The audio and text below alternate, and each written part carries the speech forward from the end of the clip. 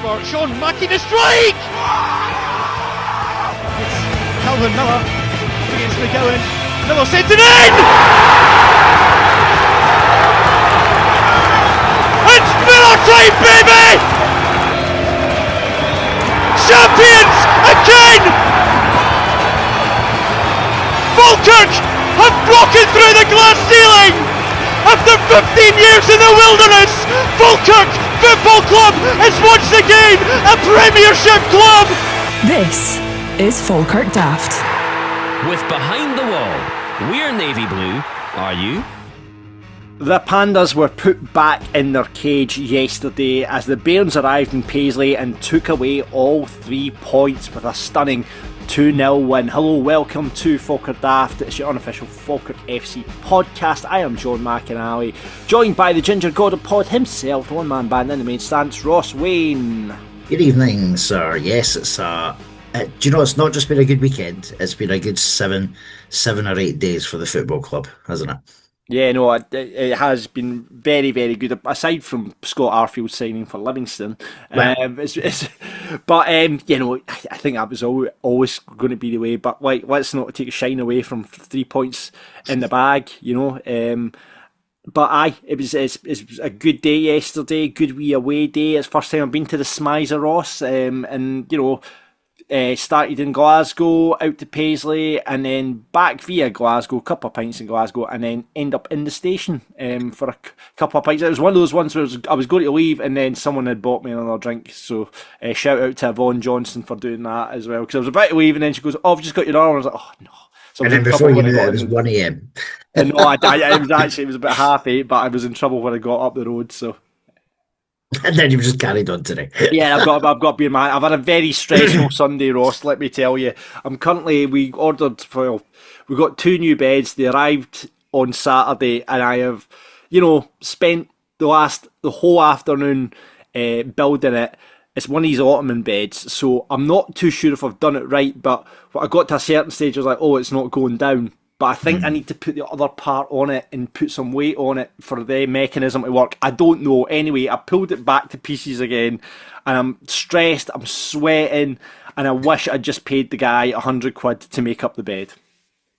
Yeah, no, I can feel your pain. I'm not a huge DIY person, and that sounds absolutely brutal. And the instructions are brutal. I'm like, try to read the instructions, they make no sense. There's parts there that they showed in the instructions that didn't come in the box, and I'm just being, it's been a stressful afternoon. It's going to continue to be a stressful night because I've still got to put the bed, because it's not as if I need to fix it. I need to make it work tonight because we've got nowhere to sleep. So I'll keep. So otherwise, you're literally going to be on the couch. Literally going to be on the couch. I can't even cheer you up by giving you any help because, as I say, I'm not a DIY guy. The only thing I will say, and this might make you smile, is that have you ever noticed that the word bed looks like a bed? It does, doesn't it? There you go. Yeah, that's the only contribution I can make to this Thanks situation. for that. But once we record this podcast, I'll be back to it. We're going to preview the Celtic game as well with our friend Craig McAffery. He's been on the podcast before. So we'll get to that. But first of all, we'll talk about the St Mirren game with our guest pundit Dylan, who's going to join us as well. Just on the Arfield thing, what did you make of it? I mean, for me, it's like, fair enough. He came, he did what he said he would do, you know, and I know a lot of people have been upset by the fact he signed for Livingston, but the money they're throwing about, you know, there's, you know, rumours of like they're willing to spend 10 grand a week on a striker. Do you know what I mean? And yeah. you know, there's no other club, I don't think, with the way Scott is, you know, like when you look at the clubs, Dundee United, you know, Aberdeen's, Hibs. And plus, you know, there has been the talk. I mean, he wasn't getting a game for us. No. You know, I do think he could have. There was a lot more we could have done with him in terms of using him and utilising him in games as a sub. But, you know, like, unfortunately, he just doesn't have the pace to be a starter, really. But I still thought he could have made more of an impact. But I guess it just sticks in your mouth because he ended up at Livingston. Yeah, listen, that's probably the only sticking point. Like, I don't wish him any badness. Like, I hope he. I was about to say I hope he does okay. As in, like, I'm not fussed about Livingston doing okay, obviously, but I suppose it's a bit like the Barney situation. If he was to go there and like score a couple of goals, and he finishes the season on a high. Fair enough for him personally. I do think it will be another relegation on his CV though. Do you know what I mean? That's the way it looks just now. I'm not overly convinced they've got wins in them to get them out of the position that they're in. But in terms of, you're right, like what he did for us, he came back looking to try and get us into the Premier League, and he did it. He's not had a lot of minutes this year. He's probably one of the higher earners, if not the highest earner.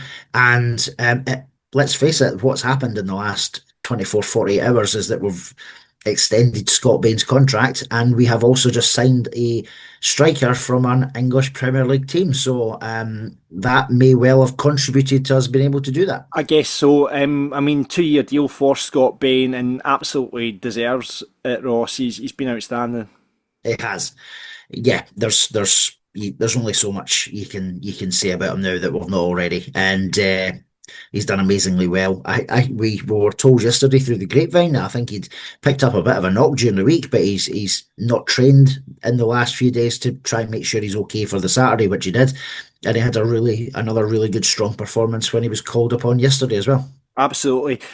So great to have Scott Bain in the door, and it is good because if he keeps playing the way he's playing, he's going to be in Scotland contention, which means we could have a Falkirk player at the World Cup, which would be amazing. And who was the only other two Falkirk players to play at the World Cup? Russell Latipi and oh my god, Denzel Theobald. Well done. I think that's a great fact. He didn't play one game for Falkirk, but played 3 games at the World Cup. Amazing, absolutely amazing.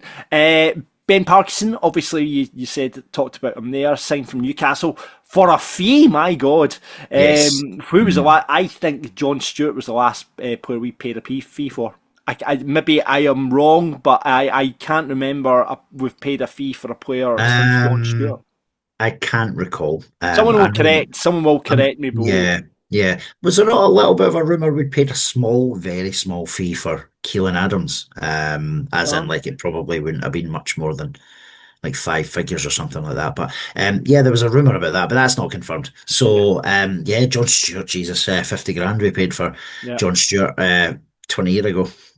Still shudders thinking about it. But I think, listen, we've paid a fee. I think I read somewhere, I can't recall if it was the Falkirk press release or if it was come from Newcastle.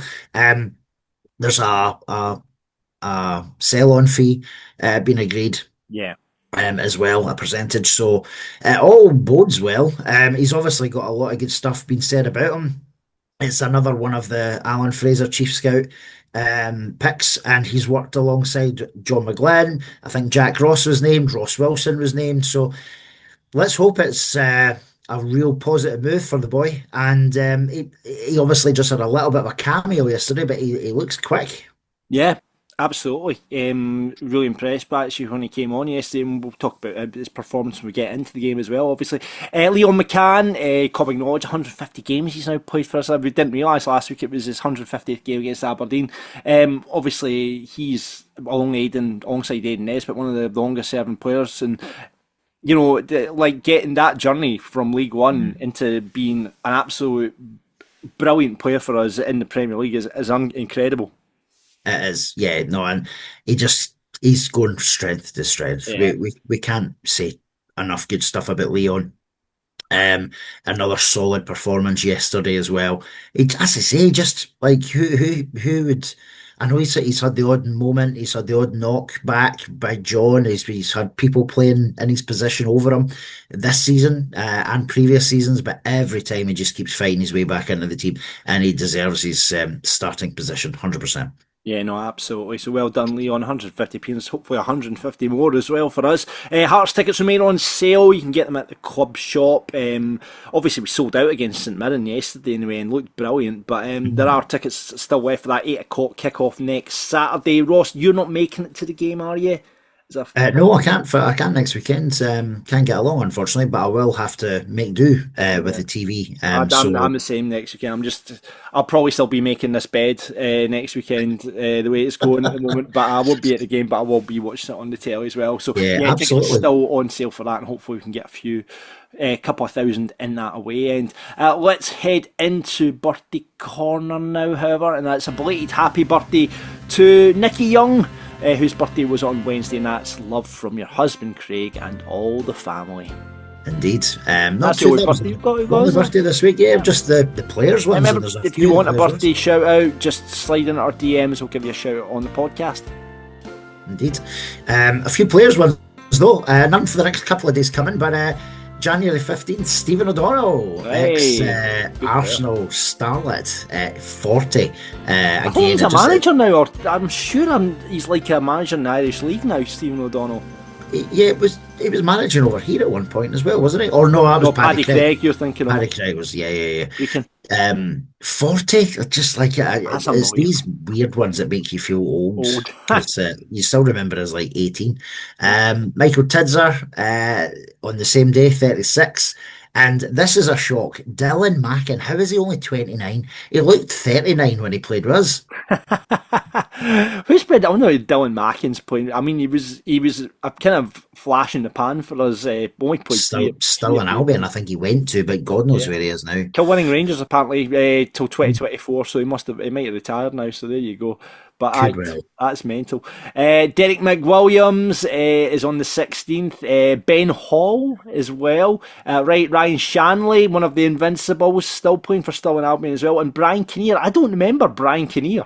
Oh, you do. Remember he was a goalie for about 4 or 5 years ago. He only played half a season or something like that. But 25. Yeah. Wonder where he is now. Yeah.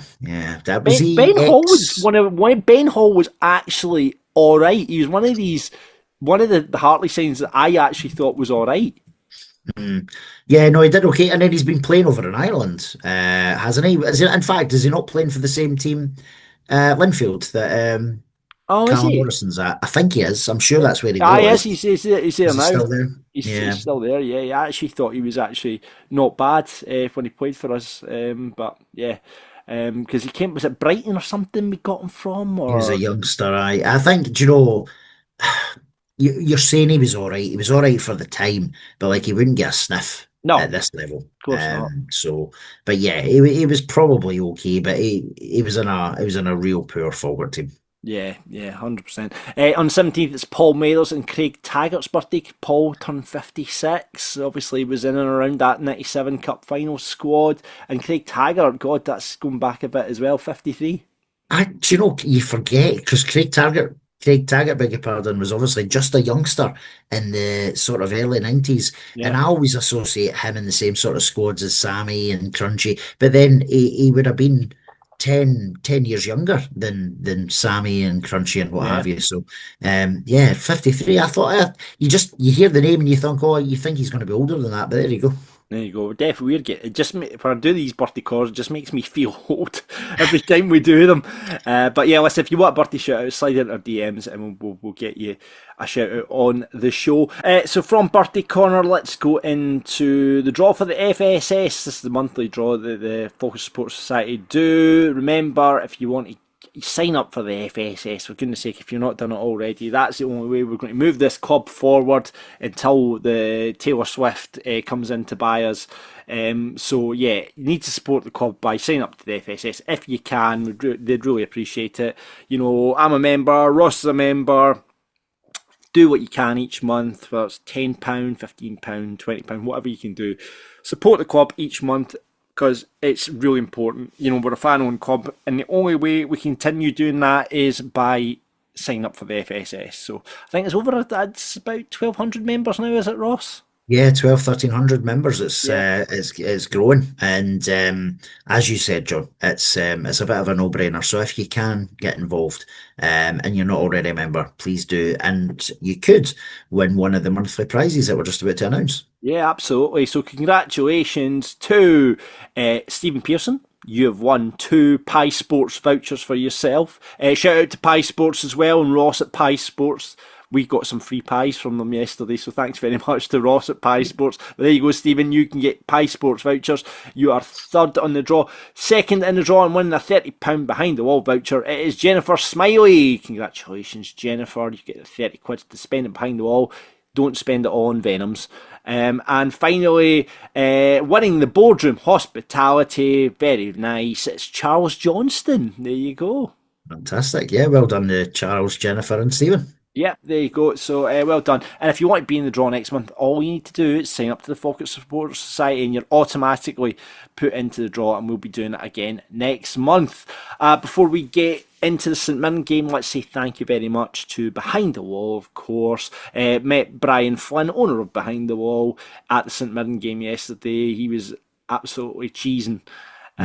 So he was loving life. He was buzzing, wasn't he? He was buzzing. Absolutely buzzing. I missed him in the pub on the way home, but loads of stuff going on at Behind the Wall. Remember, the bus to Celtic is still tickets available for that. It's £5 return with your beer on return of that, and it's Coors now. They've switched it up. It's now the Coors coach.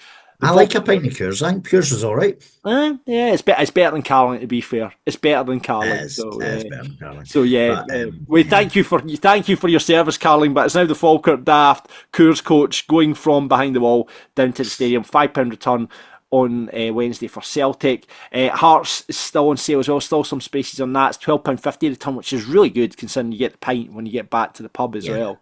So that's £12.50. And of course, the Burns night by Trice Theatre is happening on the 23rd of January. So that is Burns night. That's Dave, my little boy's birthday. I say little boy, he's 16. But Finlay's birthday's on the 23rd, so I won't make it along to that. But if you can get along, there you go. Tickets on sale for the Burns night. It'll be a great night. Lots of whiskey, lots of haggis, lots of Burns. All the good stuff. And on the 31st of January, Fleeting Rumours, a tribute to Fleetwood Mac, are playing upstairs in Behind the Wall. Check out everything they've got going on at behindthewall.co.uk. Right, let's check in with our guest pundits and say hello to Dylan as we're about to speak about St Mirren. This is Falkirk Daft. With Behind the Wall. Stay local, eat and drink global. Right, so just a peer behind the curtain, a bit like the Wizard of Oz. Let me tell you what's just happened. Dylan has just joined us. Hello, Dylan. Hello, John. But Ross's internet has just died, so it's just basically me and Dylan now talking about the game. No pressure on you, Dylan, but you've now got to be the ginger god of pod and take his place. Sure. Hopefully do good this week. No worries, mate. Oh, listen, let's talk about St Mirren. You went there yesterday, Dylan. Were you there with family? Yeah, I was there with my granddad's. I go every week, so yeah, it was a good game. So one change from the game against St Mirren, Cartwright came in for Wilson, with Parkinson going straight into the squad. What did you make of the changes?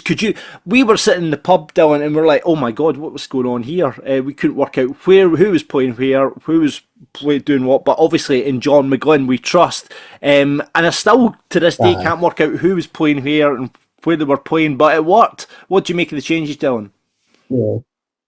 I think as everyone was, I was confused by it. I think my understanding from it was like a 4-5-1 with Barney up top on his own, and like Miller and some like the usual 10 goal, and the rest of them like 4-5-1, 4-4-1-1 sort of. And then, but no, like you said, it worked, so can't complain with it. I think it was just set up to nullify St Mirren based on the first game and, you know, probably watching highlights of them from other games.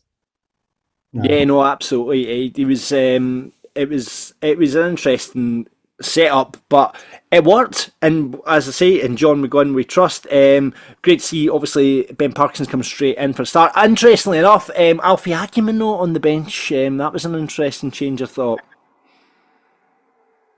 It was weird, but it might, for all we know, with Parkinson being said to play up top and out wide, it might be Alfie going out on loan to someone possibly. And you never know. Changes. Maybe.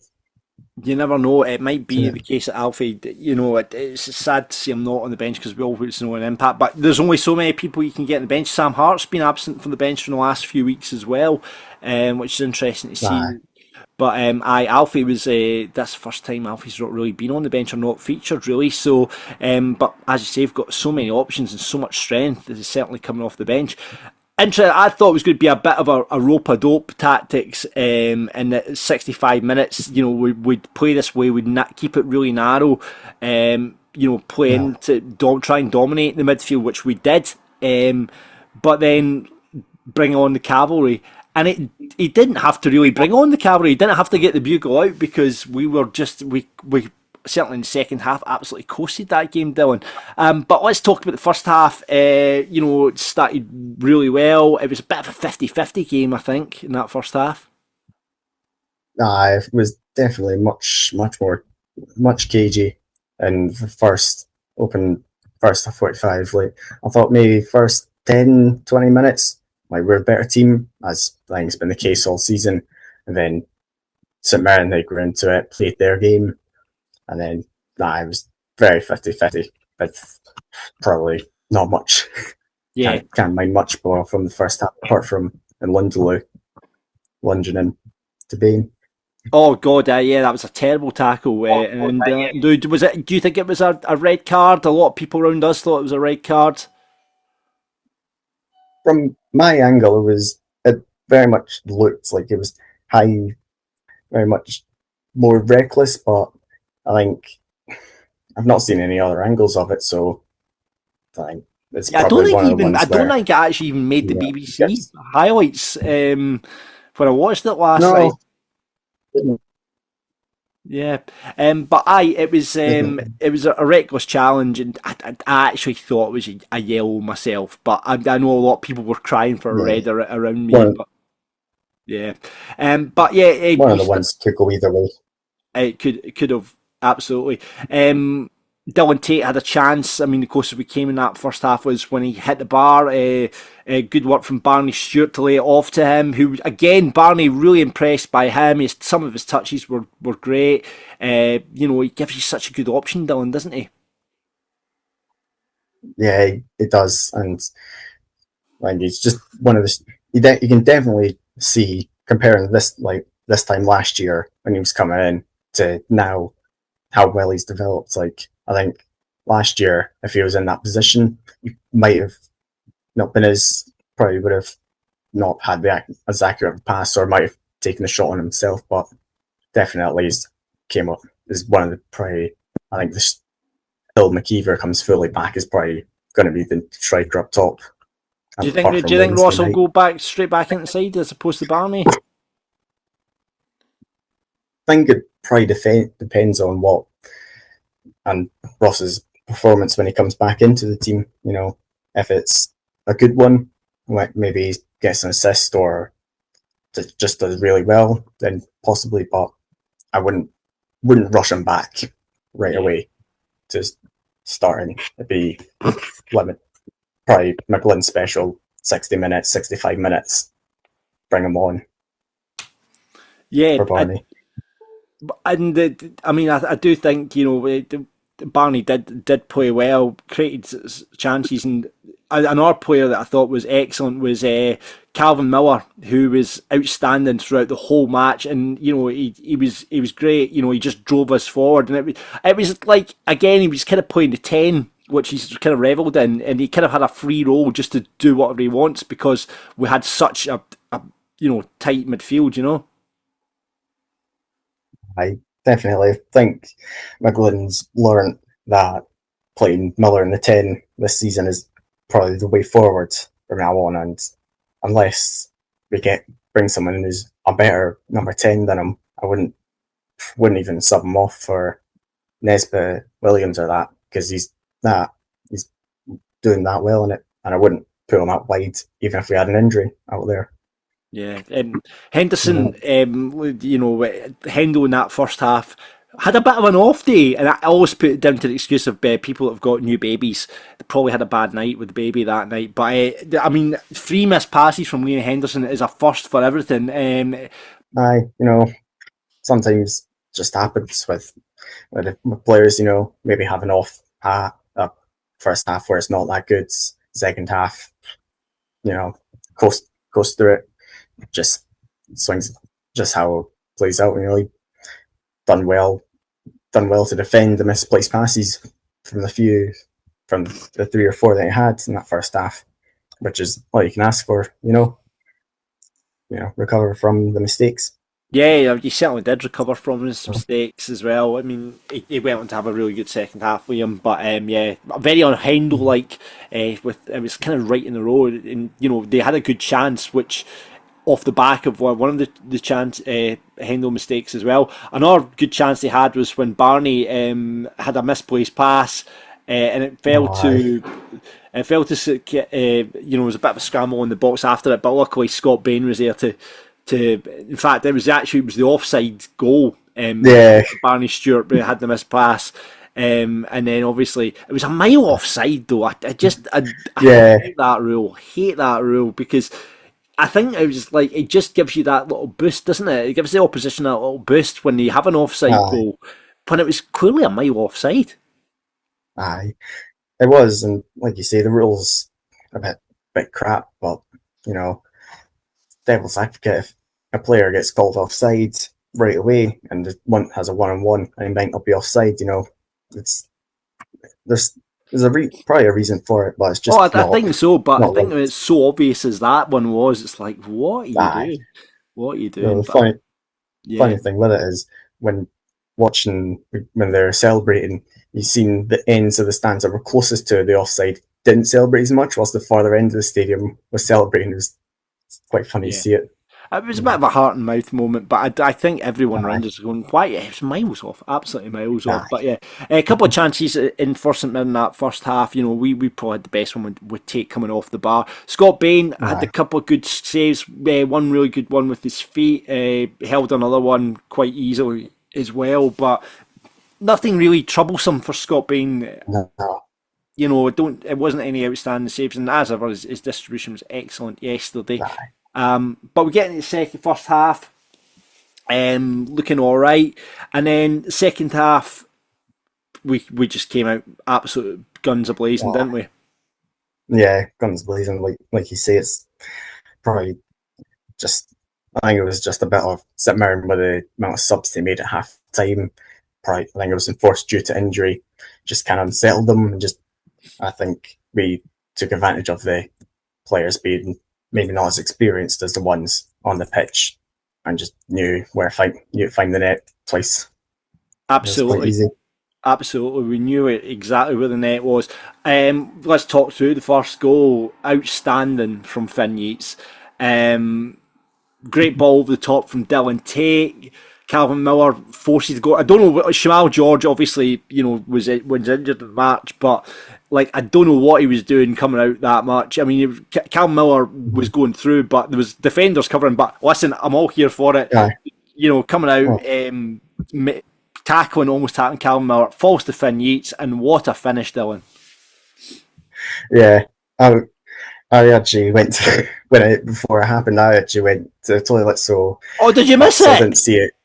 Yeah, so I missed it. But when seeing it back on the highlights, it was quite a good goal. What a goal to miss! I was right behind it, and it was that way where I was just like, get down. It's in. It just wrestled into the back of that kind of side net, and honestly, Finn, what a finish from him.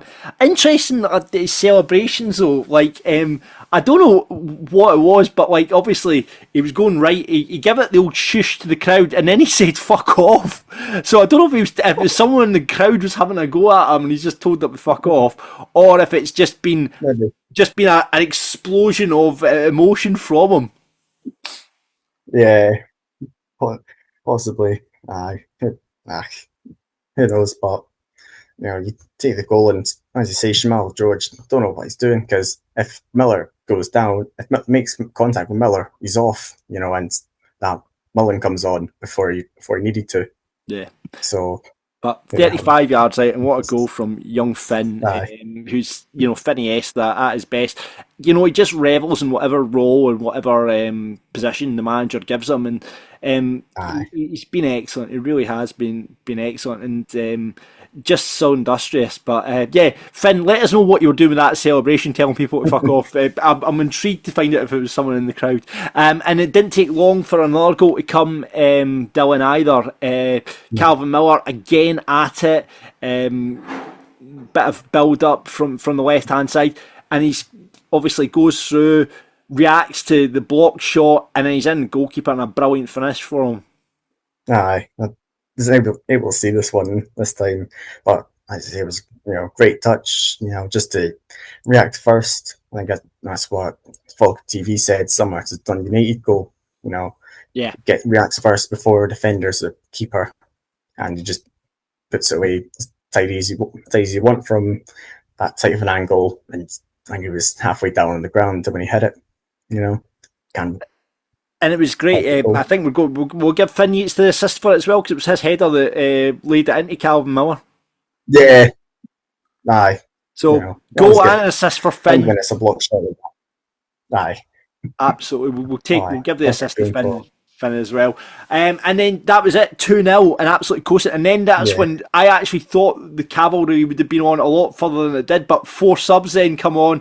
Calvin, Barney, Henry and Finn all going off, and then the fast boys all came on. Kyrell, Ethan, 2 Ethans, and Ben Parkinson making his Falkirk debut as well. Obviously, what did you make of the substitutes' impact on the game, Dylan? Well, it was, to be honest, more of the same. Miller and Finn, fast players going off. Wilson, Williams, fast players know how they operate, and and Parkinson coming on for Barney makes sense. Both quite strong strikers, so there's no real complaints from the subs, and I think all 4 of them had a good impact, and a bit of a shame that Parkinson didn't get the tap in from when Wilson squared it. I think it was Wilson. Yeah, I mean that Kyrie Wilson was just like completely caught in 2 minds with that. He didn't know where to shoot, he didn't know where to pass. It was almost like he was trying to get Ben Parkinson a goal in his debut, but like Kyrie probably should have just absolutely emptied it himself. It should have been a goal, and it should have been 3-0. Really. Probably. It should have been, but win's a win. Absolutely. VAR called in as well in that second half. A lot of people again shouting for a penalty because it looked like the guy actually caught the ball, but I don't know where he could put his hands, to be fair. So it would have been maybe a bit harsh if the penalty had been given. What did you make of that, Dylan? I do think it was probably could have been a bit harsh on him. And watching the highlights back, even if it was obvious from the fans' angle, the angles they had, you couldn't tell. Could be off his chest, could be off his hands from their view. There's you can't do much about it. Yeah, I mean, everyone was crying for a penalty in that, and then obviously the chance of fuck VAR went up as well after that. Great to see the final sub that we brought on after our mental 4 player sub was Cole Donaldson getting onto the pitch, coming on for Philippe Lisa in that last bit, just to kind of shore up with defence and add a bit of physicality. And actually Cole had a bit to do. He blocked a shot, and then I think he was, he had a wee bit to do when he came onto the park. It was what I'd say, it was a lovely moment. Obviously Brad giving the armband to Cole, and him getting to do the Falkirk Daft armband presentation at the end of the match. So I love to see that. It's good to see him. Good to see him back. I think that'll probably be the extent of what we see him, unless there's injuries.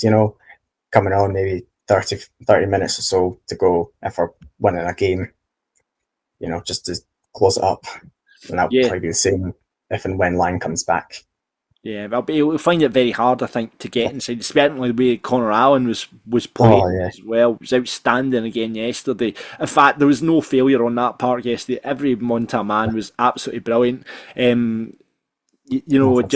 If you could pick it, we'll get into Falkirk Daft right in a minute, but you could pick all 11 players, in fact, including subs as well. Anyone could have got it yesterday. It was an outstanding performance and just great. I mean, I think any point away is great, but to hit that 15-point marker that McGlynn set out with a game to spare, and we all know it's going to be a tough game come Wednesday against Celtic. But yeah, it was great to see. It's good to see. I'd take any point away from home, but 3 points away from home at St Mirren is always a good point. Good win, and hitting targets before you reach them. I think it's 10 points, which will be 3 wins and a draw between now and the end of the season to reach the theoretical safety limit of 40. I think, you want. yeah, I think one more win will do it. Now I'm at the point, I maybe think it'll be one more win. one or two more wins, and we're pretty much safe. I think. Yeah. I mean, I'd love to say right now. I'm obviously the pessimist on this podcast, but I'd love to say that, and I would like to say that we are safe now, but I won't bring myself to say that because I'm always worried. I'm just a stress monkey, Dylan. Right. Let's hear what Stephen McGinn, who was doing the post-match after Stephen McGlynn, that should be it's like the son of John. But let's hear what Stephen McGinn, who was doing the media duties after the match, had to say. Stephen, a really impressive performance, another great win. That's back-to-back wins now to kick off 2026. Yeah, delighted with 3 points. Obviously coming here, we're in good form, we've been playing well.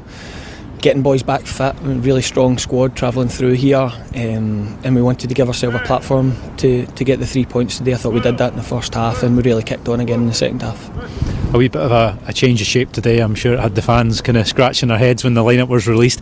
Can you tell us a wee bit about the tactical decision going into the game? Yeah, well, I know sometimes the fans like it in an order where they can work it out, but we were just trying to catch St Mirren out by surprise. We know we play with wingers, but we felt we could outnumber them in the midfield, and if we could break through their initial press, then we'd have lots of space to play and get through them in the counter-attack or a transition, whatever you want to call it. But we felt we could get the 4v3 in midfield, and I think it really worked. I thought we passed the ball so well at times. We were really, really brave. There's ones even early into the game. Liam Henderson plays one touch into Brad Spencer and totally hurts a press when you play football as quick as that. So delighted with it. How impressed are you with this team that they've got a certain way of playing, a certain style, a certain shape, and then when you change that up, they can display a performance like that? Yeah, well, we really, early in the season when we played St Mirren, we were probably the ones that had injuries. We were probably not into a rhythm in the Premiership, and St Mirren, I thought they played well on the day and they edged it out. We knew coming in here that they had troubles with injuries and suspensions, even throughout the game, stop-start for them. But that's out of our control. The one thing we can't do is almost let the game get away from you. It could have killed the momentum or rhythm in the game, but it didn't. We got stronger and stronger the longer the game went on, and we're absolutely delighted with a really, really fine away performance. Just a word on the new signing, Ben. He came in today, got some minutes. Impressed by kind of the little cameo he had today? Yeah, Kerrell's tried to get me a debut goal. I'm not sure I think he overcooked it, but yeah, he's someone we've targeted for a long time. We thought we were getting him in the summer.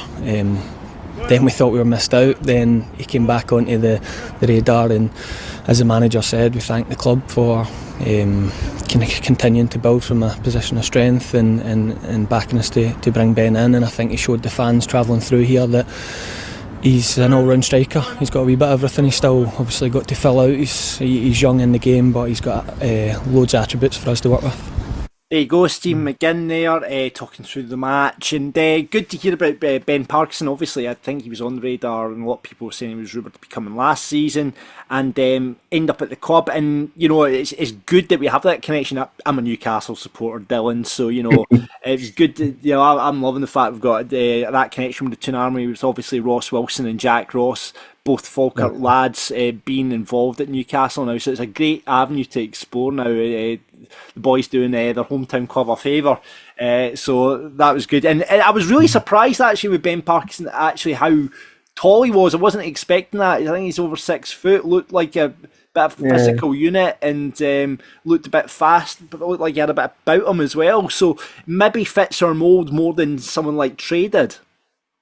Yeah, definitely think so.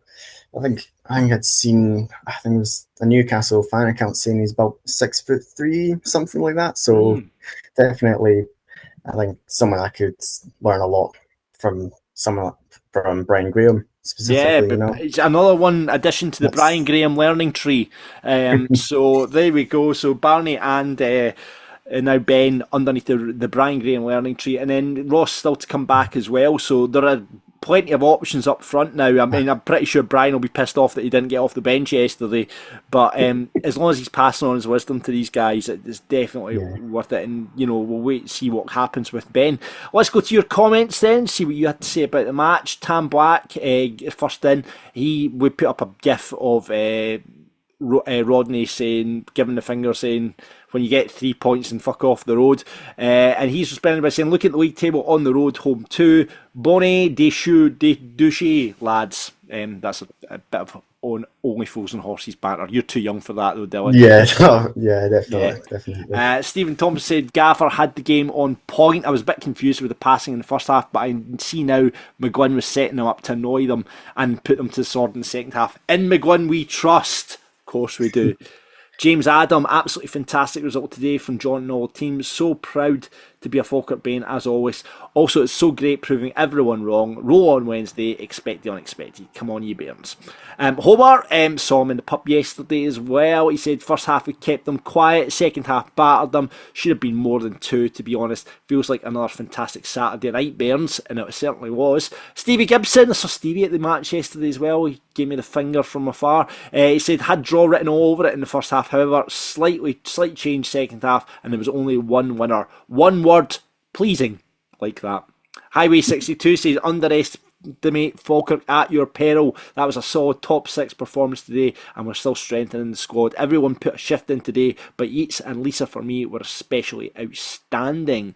Scott McDonald, who also left his... By the way, Scott McDonald's going to be our guest pundit, and that was last week. We saw him in hospitality, and he left his car lights on, and he got that call from across the stadium, and he had to move his car because he was blocking all the coaches getting on. So shout out to Scott, but he says, really solid performance. Second half was simply brilliant. Finn's goal sublime. Calvin sensational all game, topped off with a good goal. 5 points clear in 6th place. The departure lounge is on the radar. Hashtag Wayne Plain. He had that stupid... He was on earlier on before his internet died, and he had a bloody Wayne Plain background. Who knew?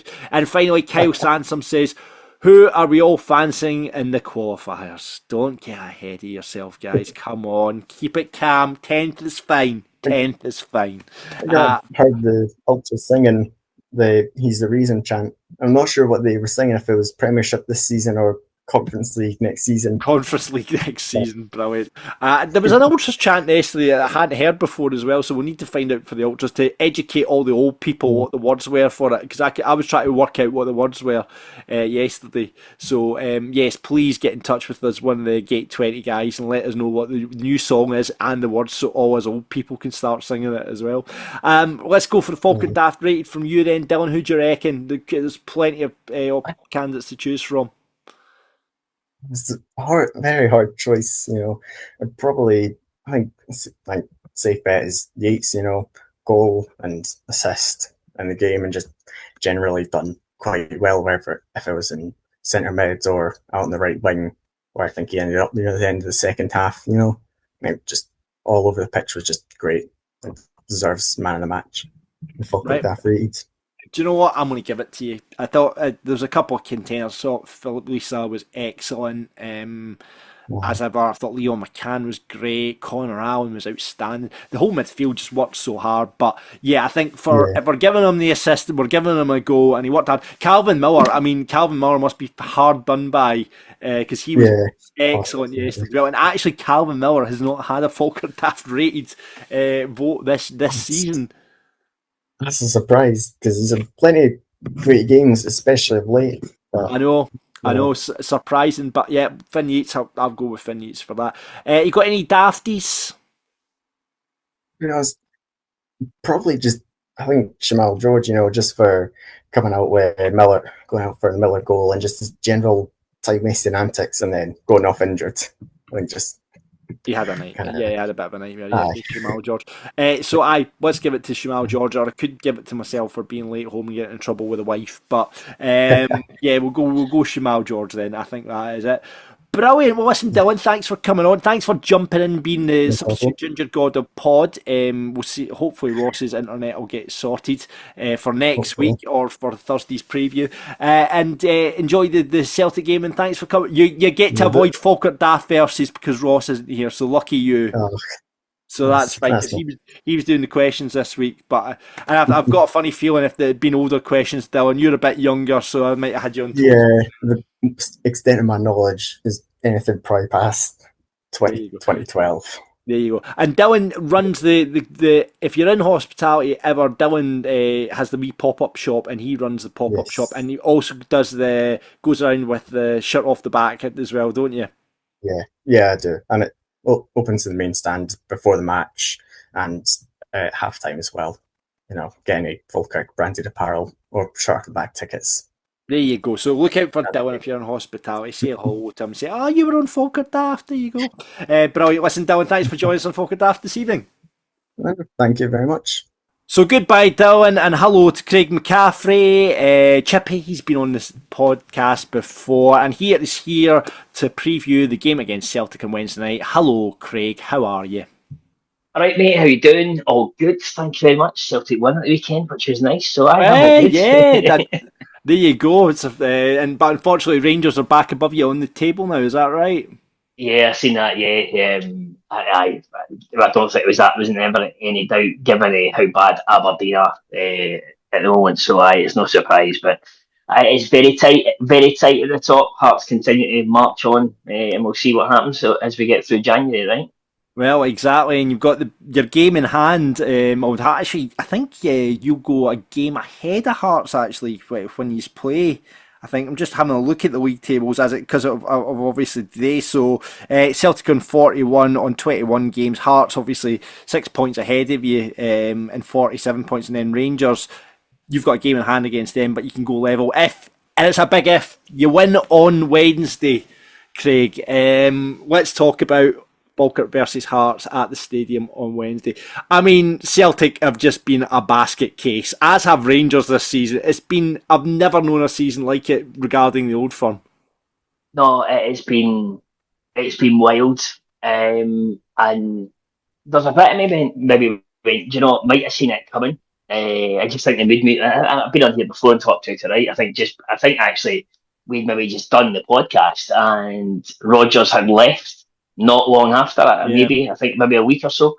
So that it just felt it was brewing, and then we suddenly had a bit of a fever dream in the last 6 weeks or 5 weeks or however long it was, 33 days to be exact. I think with Wilfred Nancy, it was like, this is not going to go down well with any younger listeners, but that Dallas scene and Bobby Ewing's in the shower, and I was like, did that really just happen? Did they just appoint a guy that had no right to be Celtic manager for 6 weeks? And yeah, he did. He lost up to 6 out of 8 games and conceded 18 goals. Yeah, that really did happen. It's mental to think. Like, I think I heard the stat as well that no team has lost 6 games in the league and went on to win the league.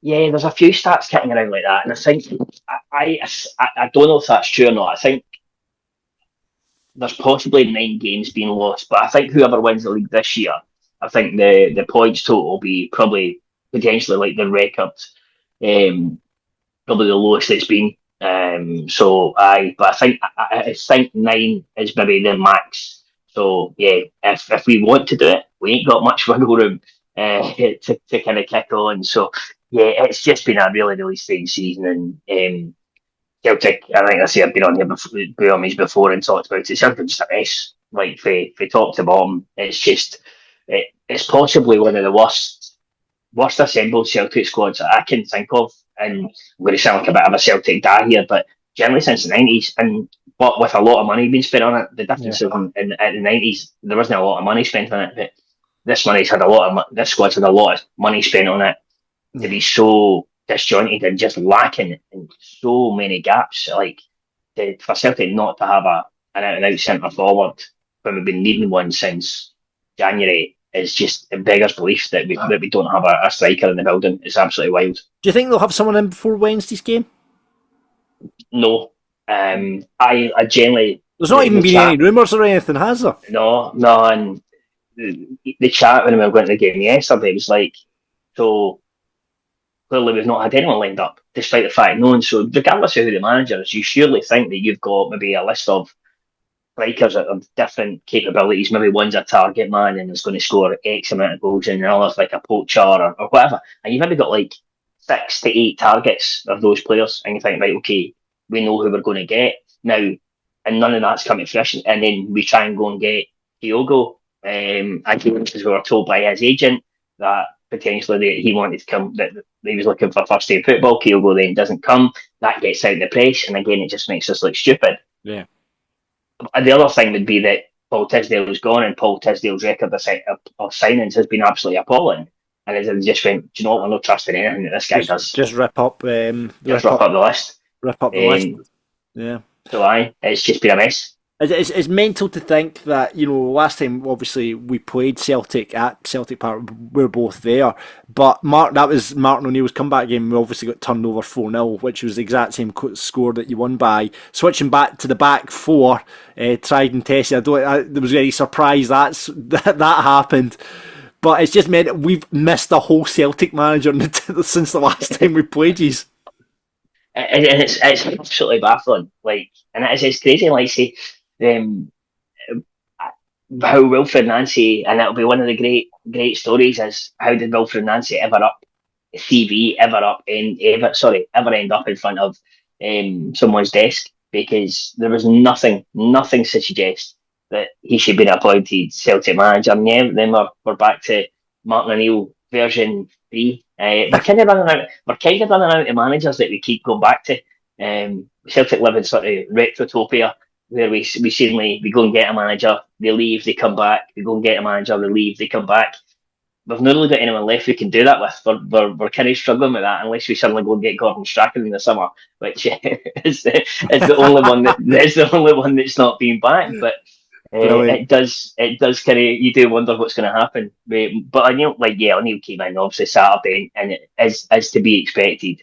5 and trusted back four, and who knew that you put the right players in the right positions and you don't concede goals after conceding 18 goals under Nancy. We're playing at a 3, where players are just really designed to play in a 3, and suddenly and listen, if I'm Martin O'Neill, there's part of me that's raging, because he could be sitting there with.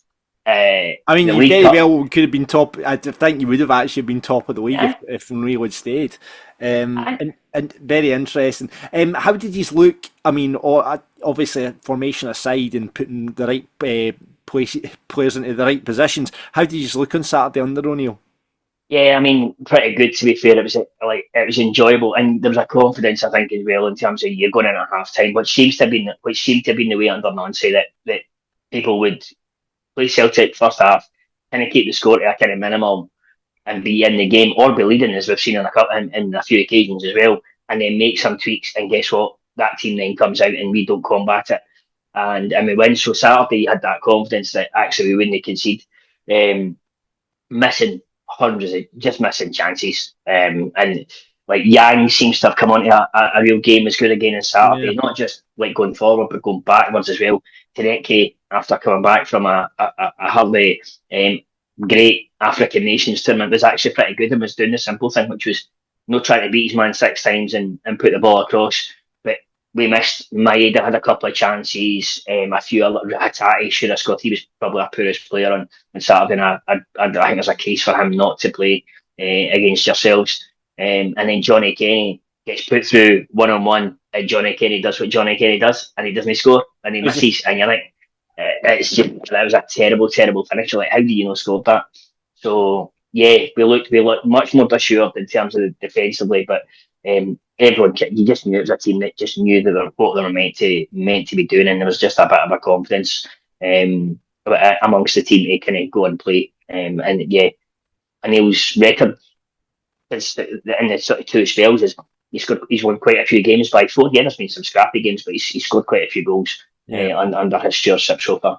Yeah, unfortunately, one of those high-scoring games was against us as well, where we were kind of skilled at Celtic Park that night off the back. And Johnny Kenny actually scored against us as well twice. So there you go. So I'll be interested to see what happens. And I'm obviously, from a Falkirk perspective, looking forward to Wilfred Nancy's Celtic arriving at the stadium, so the McGlynn Reaper could have done the hat trick, Martin, Thielen and Nancy. But it wasn't happening, and obviously Martin O'Neill's turned up with this new, I suspect it'll be, was it 4-3-3 he's went for on?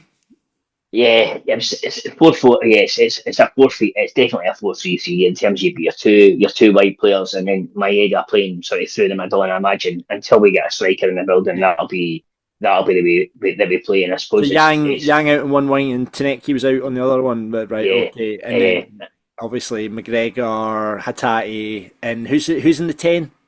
So it was Engels was in Engels there. in the 10, interesting. Yeah, scored and probably should have scored another one to be fair. And I imagine that might get tweaked for midweek. I say Hatate was, I think, probably the worst substitute appearance that I've ever seen from a Celtic player when he came on against Rangers. I don't think he found a Celtic player once. He was absolutely abysmal, and I don't think he was all that great yesterday. A shot where you think he just needs to sort of keep it low and roll it into the net. He's absolutely tries to leather it, and Sky, he just seems a little bit off. There just seems to be something with Rio and like not getting involved in goal celebrations. And Negrin comes on, and Negrin scores. And he's for a player you don't rate as well. He seems to have scored a lot of goals this season. Negrin. Yeah, we think that's 13, and he's just he's an enigma of a player. I don't think he's strong enough. But I said to the boy next to me, like when he comes on, I'm like, he'll probably score. And sure as fate, ball lands at his feet, and he puts the ball in the back of the net. So he's certainly scoring goals. He's a top goal scorer this season. But it's just weird, but I don't think that Tati will play. I think we'll probably see Negrin start, and like I say, he does seem to know where the back of the net is. So it's if we can get three pieces to the puzzle, then I think we'll be a much better team moving forward for the remainder of the season. Yeah, I do think he would come up against a different Falkirk side. It was weird the last time we went to Celtic Park. McGlynn was almost took it as a kind of like, oh, we're going to get beat anyway, so he experimented, play out a couple of wins.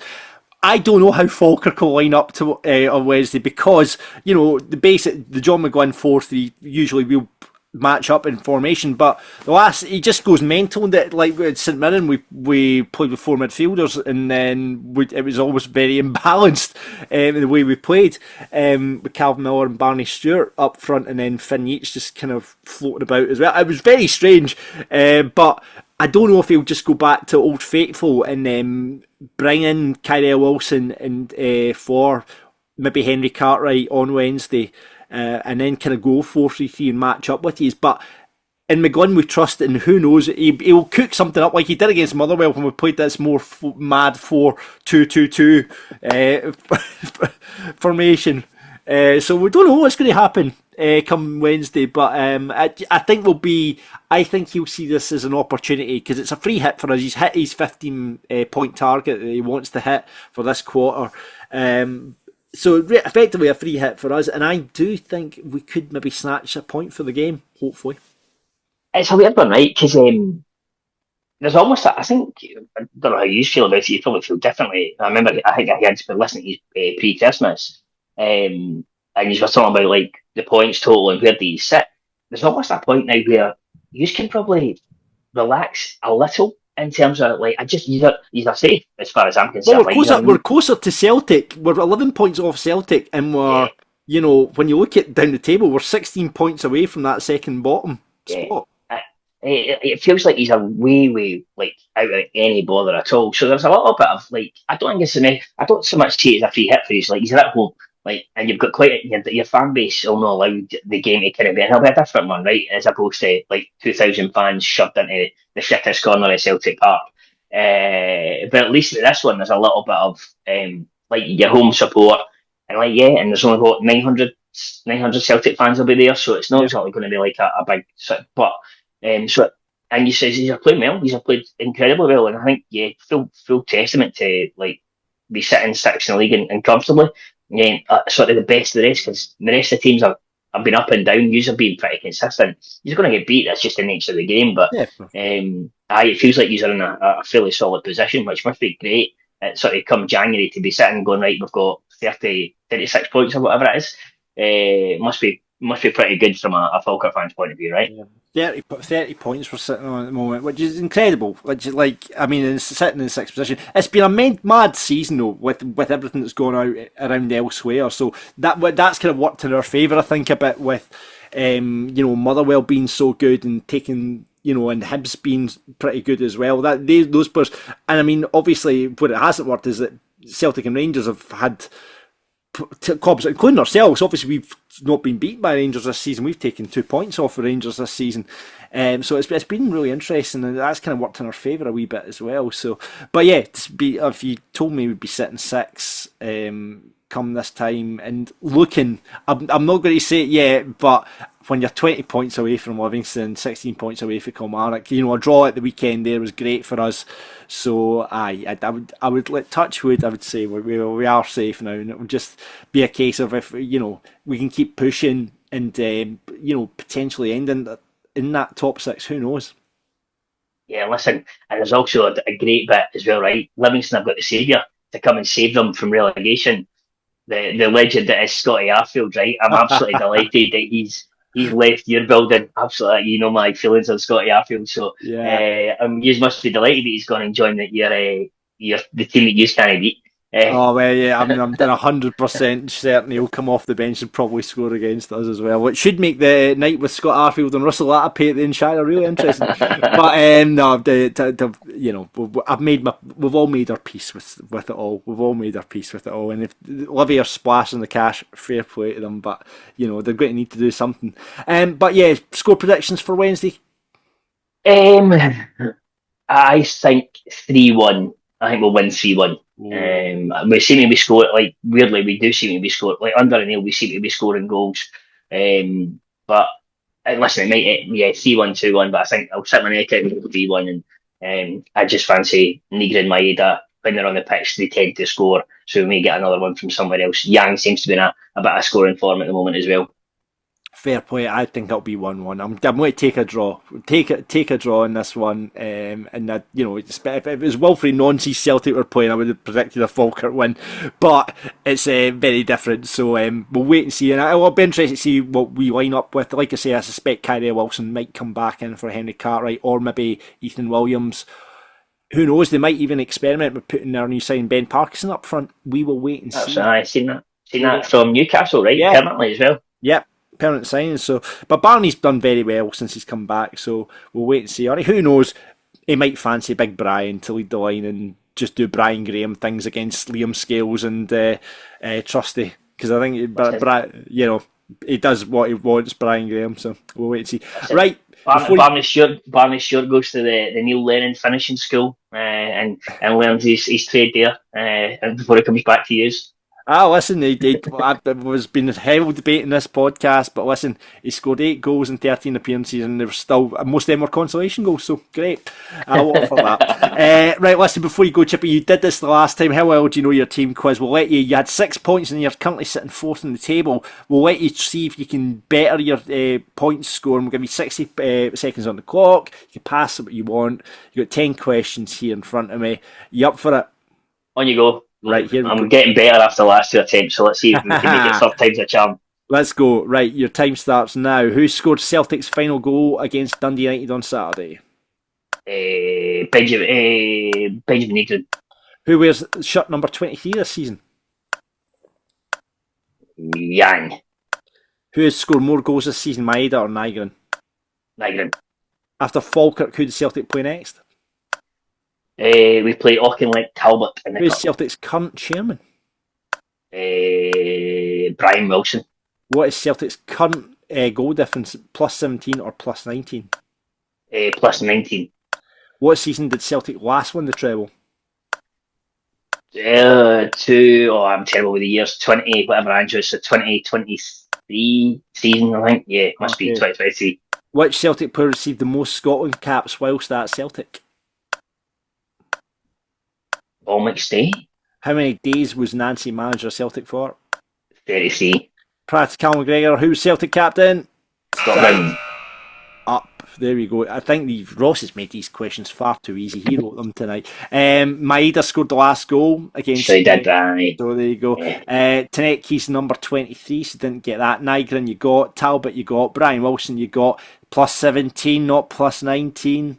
It was the 2023 season. Tom Boyd, not Paul McStay. Tom Boyd got 66 caps as Boyd was at Celtic. There you go. 30 you got, and Scott Brown you got. So you've equalled your total of 6. So there we go. Still 4 off the table. There you go. Well done on that. Thanks for coming on the podcast, Chippy. Appreciate that. And worst of luck to you on Wednesday. I know we play you Wednesday, then we play you 1st of February. It feels like we play you very quickly in a couple of games back to back. So, yeah. Won't no doubt see you in this podcast again. Thanks, mate. No worries, mate. See you later on. This is Falkirk Daft. With Behind the Wall and the Falkirk football fans in training. And that is it for this week's Falkirk Daft. I'm all on my own. I've been left on my own, but I have to tell you about the Falkirk football fans in training before we go. They are down at the stadium every Wednesday, 8:30 to 9:30, with their Elite Academy and Legend section and the Over 50 section as well. Get in the new year with the new you and go and join the boys for a kickabout down at the Falkirk Stadium every Wednesday, 8:30 to 9:30. And the Kelpies Cup is coming soon. We'll have details for that when we get them from the boys. So yeah, thanks very much for the guys sponsoring the podcast. Help your mental health. Get fit in the new year by going down to the stadium and join them every Wednesday, 8:30 to 9:30. The links are below. Speak to Ian, Willie or Dougie and they will give you the chat for that. And thank you very much for listening. It's a very strange edition of Falkirk Daft. We've had Ross at the start, we lost him. Then we had Dylan, then we had Chippy, Craig there to talk about the Celtic game. So I'm left alone, but I'll tell you right now, sign up to Force social channels. You can get us on Twitter, Facebook, Instagram. You can get Falkirk Daft bucket hats at pintsandprints.co.uk, merch.falkirkdaft.co.uk, and join the Discord channel, link is below. If you want to sponsor the show, we'd love for you to do that as well. John at falkirkdaft.co.uk, drop us an email, we'll get you on and mention your company and say great things about you. But until next time, I'm going to have to do the last line since Ross isn't here. Expect the unexpected. We're Falkirk Daft, we're Falkirk Daft, talking about the dark blues and having a bit of a laugh. We're Falkirk Daft, we're Falkirk Daft. You can listen in the pub or you can listen in the bath. We're Falkirk Daft, we're Falkirk Daft. For everyone who's caring about being a Falkirk in, we're Falkirk Daft. We are Falkirk Daft.